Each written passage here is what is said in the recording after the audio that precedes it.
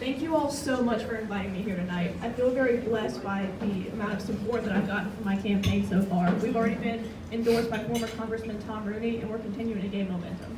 So I'll keep it short and sweet. I'd like to tell you who I am, what I want to do, and what makes me different. Number one is who I am.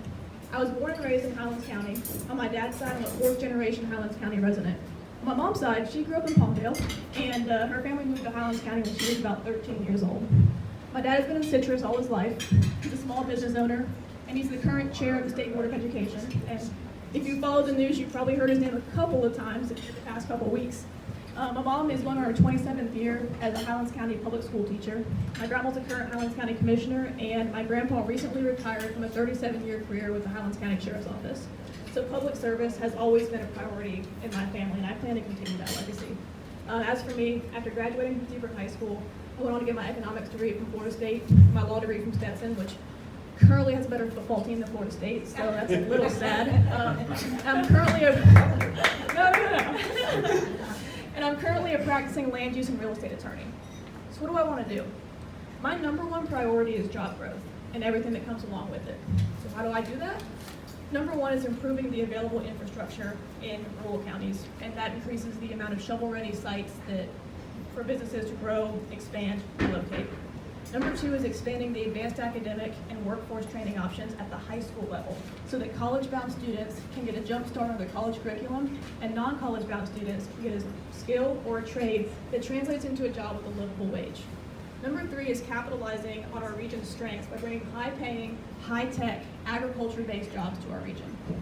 Another priority of mine, not necessarily related to job growth, but is very near and dear to my heart, is supporting our veterans. Both my great-grandfathers were tailgunners in World War II. My grandfather was a 3-time Purple Heart recipient in Vietnam. Yes, thank you. He's not here tonight, but I'll make sure to give him the applause.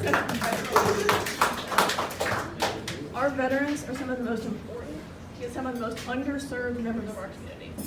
In our region alone, we have over 20,000 veterans, which is a baffling number to me.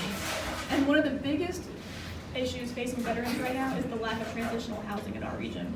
One of the things I would like to do is work with our county VAs to develop a transitional housing resource center where veterans can be connected with existing transitional housing in our area so that they will be able to get back on their feet, and we'll add in some career training there as well, and just help veterans that are struggling a little bit because they've done so much for us.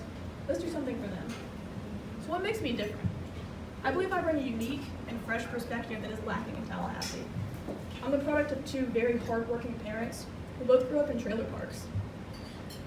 The first house we lived in after I was born didn't even have central air conditioning. I vividly remember a time when 20 bucks was a big deal, and I grew up watching my parents scrape to achieve their American dream. I was raised with that same work ethic. I know the value of hard work, I know the value of a dollar, and I understand what it's like to scrape for everything you earn. As a lawmaker, I will never ask you to give the government another dollar that you've earned. But let me tell you the most important reason why I'm different. Not only do I have the work ethic and the drive to represent you, but I also have what it takes to take back our party and keep our country in the right hands. And every single one of you knows what I mean by that.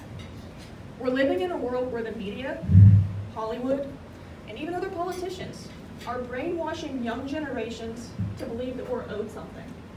We're supposed to believe that we're entitled by virtue of being born, that we deserve a $15 minimum wage for a job that requires no skills or special training, while our teachers, first responders, and military are barely making that much. We're supposed to believe that capitalism should fall to socialism. Are you kidding me? We're supposed to believe that taxes and regulations are the answer to everything. And we're supposed to believe we're a generation that will never see prosperity. You wanna know what I think?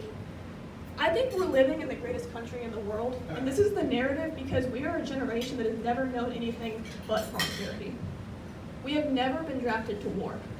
We have never seen the rise and fall of a communist nation, and we have never been asked to fight for our freedoms because we were born with them already.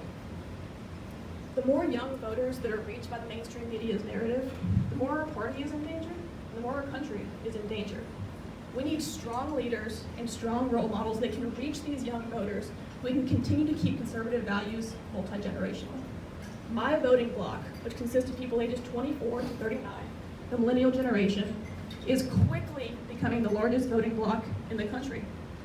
In 2020, millennial voters will be 1% behind baby boomers, which is currently the largest voting bloc.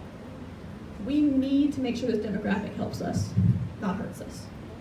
I have that reach, and I have what it takes to take back our party and keep our country in the right hands.